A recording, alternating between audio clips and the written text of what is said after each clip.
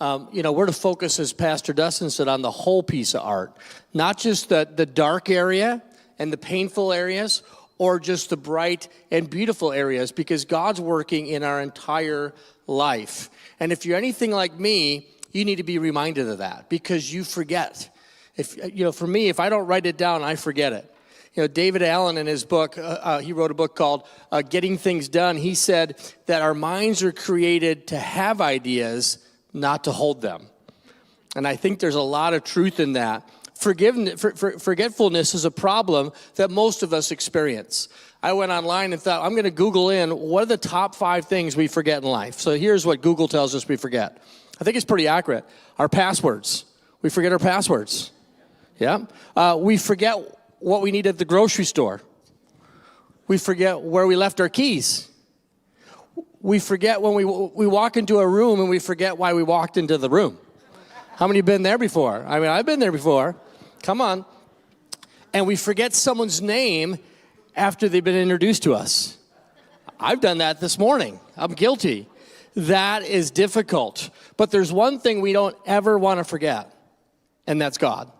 We don't ever want to forget God. Now, to forget God doesn't mean that we forget that He exists, but rather that we forget His personal presence in our life every day. That's what we don't want to forget. To have a heart of gratitude, we cannot be forgetful. We must not forget the Lord in the moments of pain or in the moments of plenty. And I want to talk to you about the plenty one. See, acknowledging God's presence reminds us that God is active in our lives. Being thankful helps us to cultivate an attitude of gratitude. In Deuteronomy chapter 8, Moses gives the people of God a warning to not forget the Lord. And I want to read to you out of this chapter in Deuteronomy chapter 8.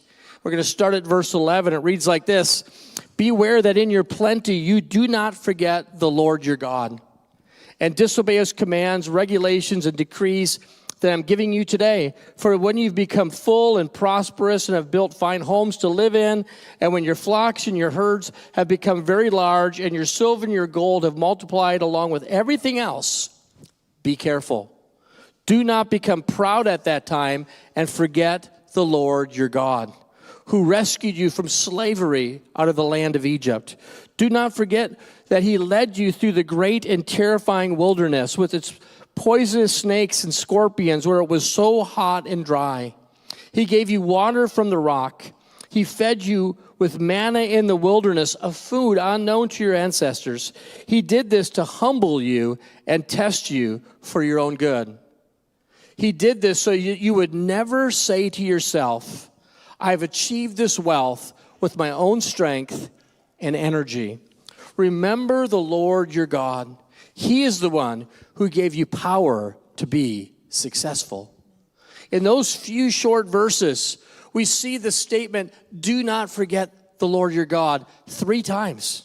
And remember the Lord your God 1 time. Why did Moses feel he needed to warn the people of God to not forget the Lord?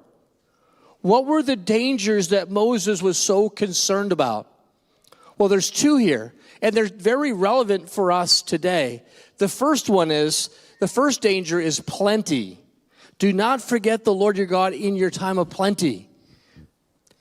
Moses knew prosperity could be a major threat to gratitude. That's why he warns us to not forget God. See, having plenty can cloud our memory.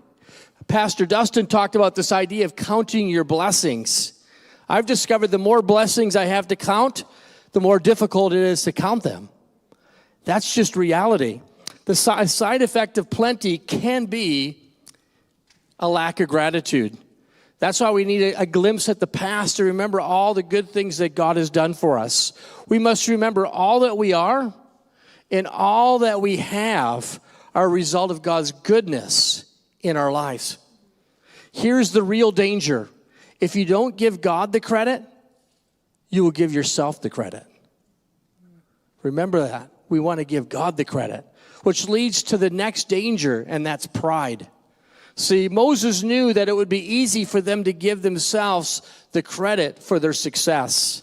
He knew the danger of having plenty could lead to pride. That's why he said in verse 14, do not become proud in that time and forget the Lord. He knew that human nature would want to say, I achieved all this stuff with my own strength and my own energy.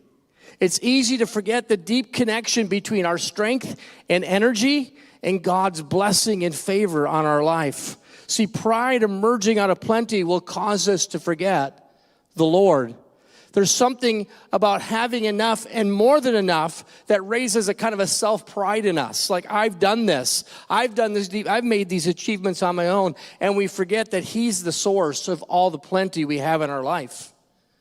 That's why Moses pushes us to remember the Lord your God in your success. Remember, it is God who gives you the power to have plenty. He's the one who gave us our body, our brain, and the very talents we possess. It's all from him. As followers of Jesus, it's the Holy Spirit living in us who gives us the ability to be successful. The danger is that having plenty without gratitude will make us prideful. We must not let the blessings of plenty or the pain of life cause us to forget God. So here's a post for you. Here's something to write down. Capture this. Gratitude guards against pride. Gratitude guards against pride. Gratitude in plenty is the antidote to forgetting God. To not forgetting God. And a Christian perspective regarding plenty always needs to be gratitude. This perspective comes from recognizing that every good thing we have in our life comes from God. James, the brother of Jesus, said it this way. He said, whatever is good and perfect is a gift coming down to us from God, our Father. So here is a big truth to hold on to. Gratitude keeps us in touch with the giver of plenty.